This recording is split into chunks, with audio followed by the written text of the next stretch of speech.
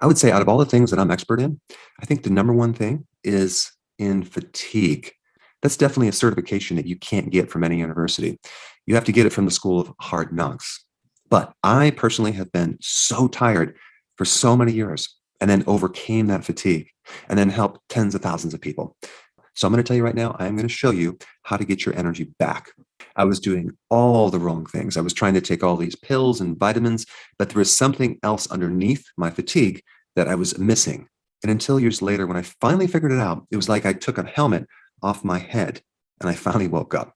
So let's talk about the 7 reasons why you're tired. The first reason is adrenal fatigue. You have too much cortisol. What's interesting about cortisol, it's a stress hormone that adapts your body to stress.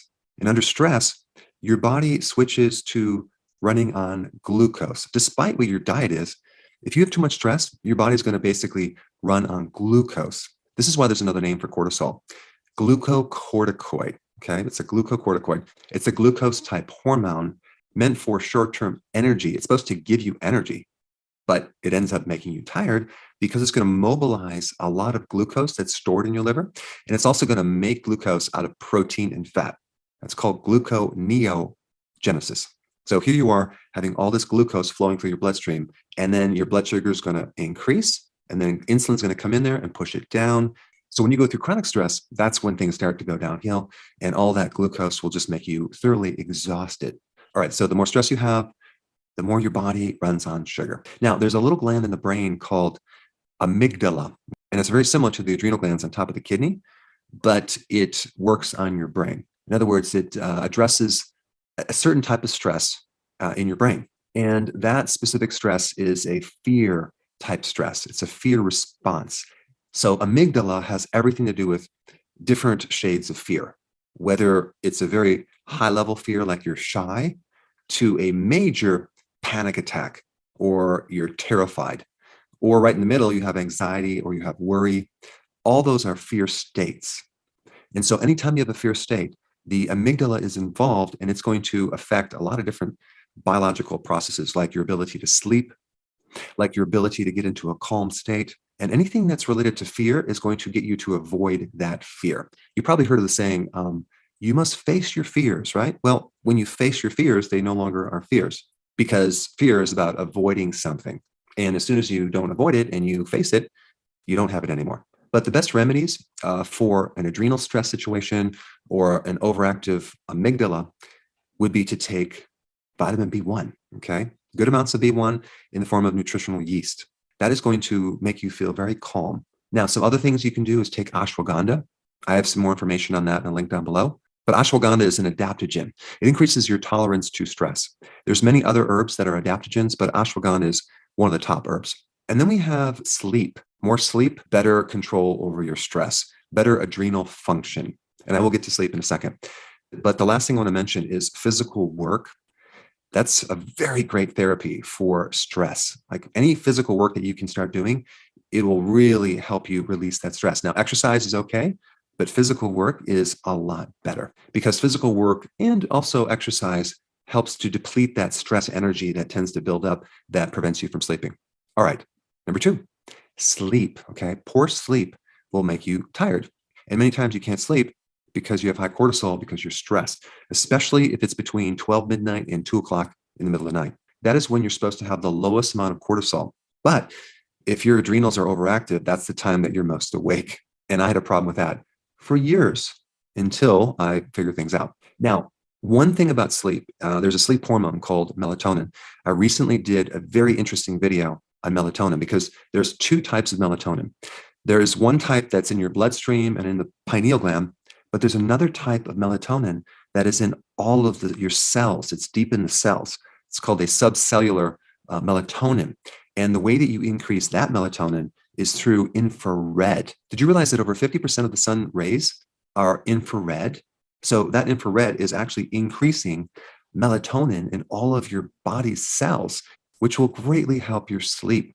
But another purpose of melatonin is to act as a powerful antioxidant, even more powerful than glutathione in your liver. And so melatonin is really important in countering all the stress that we experience and preventing a lot of oxidative damage and free radical damage. And so if you can get out in the sun, definitely do that for a good period of time.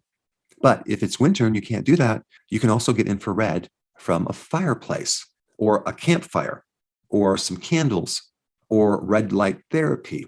But the sensation of infrared is like the heat that you feel from the sun or from a fire or from a light, like incandescent light. I'm not talking about the artificial lights that they have now, like from your computer and your cell phone, which will all counter the infrared wavelength and deplete your melatonin. So that's probably one of the reasons why people have a hard time sleeping is they're sitting in front of the computer all day long and they can't seem to recharge the melatonin. Now, the other thing I'm going to recommend for sleep, which is a really great protocol, which I use on my body, is I take 4 of my sleep aid, okay, right before bed, about 20 minutes, and 3 of my D3 and K2. That seems to work very effectively to get into a really nice deep delta wave sleep. And it's allowed me to get like even up to 9 hours of sleep.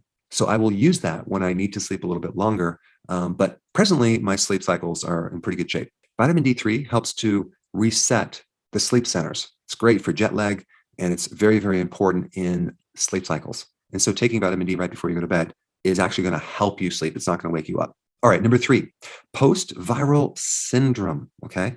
So let's just say you just had COVID or some type of viral flu, and now you have this residual fatigue. You have chronic fatigue syndrome. Now, the medical term for this, it's called myalgic encephalomyelitis. Now, what does that mean? That's a fancy term for you have a combination of muscle pain and inflammation and soreness with inflammation of your brain causing cognitive deficits as well as fatigue. Now, that medical condition mimics the symptoms of a B1 deficiency as well as a B3 deficiency. So really what I think is going on is you have this inflammatory immune response, and it's creating massive oxidation, massive free radical damage. And you're going into this infection with an already empty bucket of B vitamins. And the residual fatigue that you have from this infection is really a vitamin deficiency. That's what it is. Primarily vitamin B1, but also the other B vitamins, as well as other nutrients as well.